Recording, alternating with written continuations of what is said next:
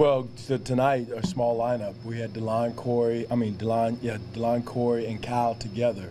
And we're going to see some of that tonight with three point guards or three guard types with Miami. And that's one of their lethal groups with James Johnson playing the 4 and the 5. So our small lineups are going to be huge, and that's what we gained from that experience the other night. Didn't like the start. I love the finish.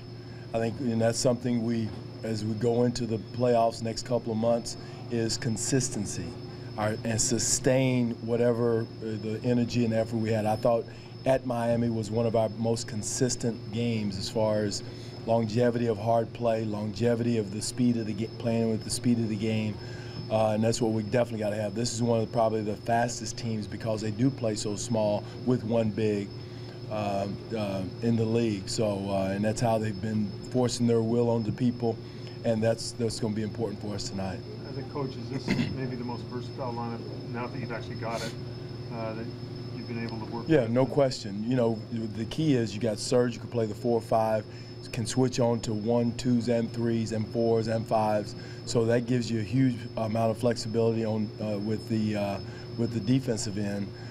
Corey can play the 1 or the 2, can chase guards off of screens. And Dwane is learning to do that now. We're using him in that mode as that quasi 1-2-2-1 along with Kyle. Was really happy with Kyle's ability. I thought I was really wondering how he was going to come out, and it was going to be dependent on how much time he was going to be able to play. I thought he played great. Like, he never missed a beat. I didn't realize he had played 41 minutes to the end, but he was playing so well. It wasn't like he needed a blow. But we want to make sure these next few games we continue to get him back in the rhythm and getting everybody used to playing with each other.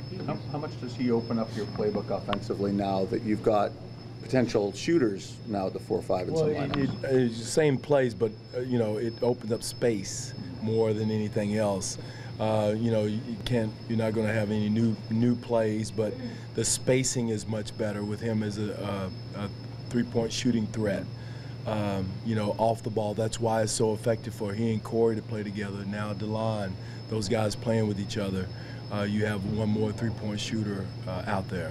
In addition to getting Kyle back in terms of the three-point shooting, PJ has been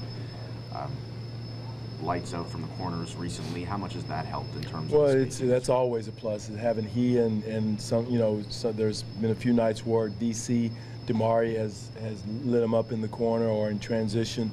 As much as the guys are, making three-point shots, we still got to continue to take them. I thought the other night was better. We weren't turning down as many shots for whatever reason.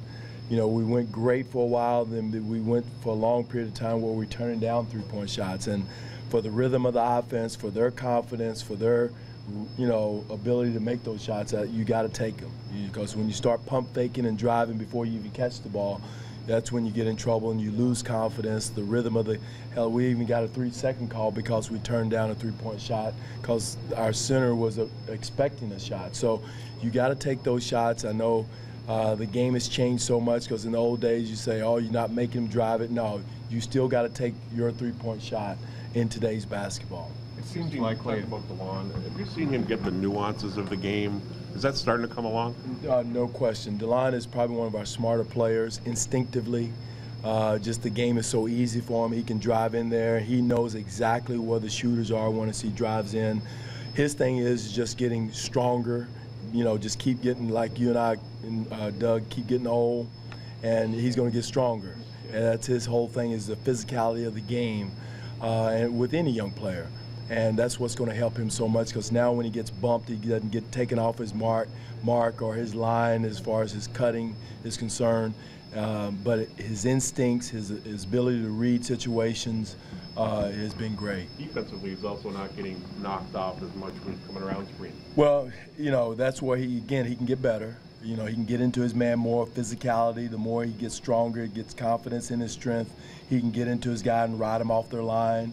But right now he's using his length as much as anything else, and that's good right now.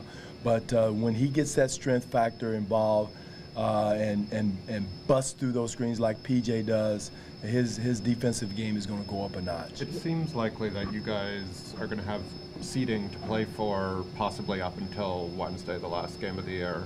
Very different than last year. Is that good for you guys? It's always good. I really cherish the fact that we're playing meaningful games more so than bullcrap games that, you know, don't mean anything. I think it's good for us.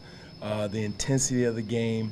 I thought the Indiana game was an intense playoff game, and you know, we didn't play well, but the intensity of the game was good. I mean, and tonight's game is going to be the same way. This team is fighting for the playoff position to get in the 8th place, and we're fighting for something. So as much as you can go through that, it's going to be a huge help. I guess the timing of having Kyle back and just three or four games to work him in, that probably adds a little excitement too. It does, it really does, and just, you know, he's worked so hard to get it. He's in much better shape than anyone expected him to be, just because of how hard he worked. You know, and I don't know if it was excitement. I hope it was him being in great shape, but he was excited to play in Detroit. We got off to a horrendous start, and some of that, you know, everybody was kind of feeling the way through, but those are the stretches we got to get better at, is being more consistent in those, you know, the first part of the game last night. It was the second half of the Indiana game, and then there was the first part of the Detroit game. And now we got to somehow, some way tie them all together and get a consistent 48. What are the challenges of that? Because you're adding your best player back to a team that's been different since he left. So what are the kind of little challenges as much as maybe? Well, again, it's just like happened the other night, Bruce. It was everybody was kind of feeling each other out. What are we going to do in this situation? Where are we going to go? You know, it's basketball. Still playing hard, getting into your guy defensively, pick and roll defense. Everything's the same. You know, Kyle will figure it out. Let's don't wait around to see what he's going to do. Everybody do their job. The same energy, same focus, same pop, playing with force that you've been playing with, and he will figure it out.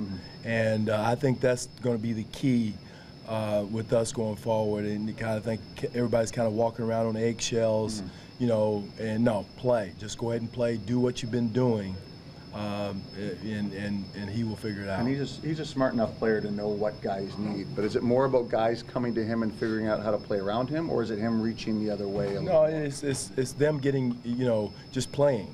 He'll figure it out. He'll figure out what they're doing, how they're playing, where they're cutting. But the key is you can't, you know, keep doing it. Don't be paralyzed waiting to see what he's going to do. He will figure out. You guys go ahead and play, and it's easier for that one guy to figure it out, which Kyle's a smart player, and he will do, and he did the second half.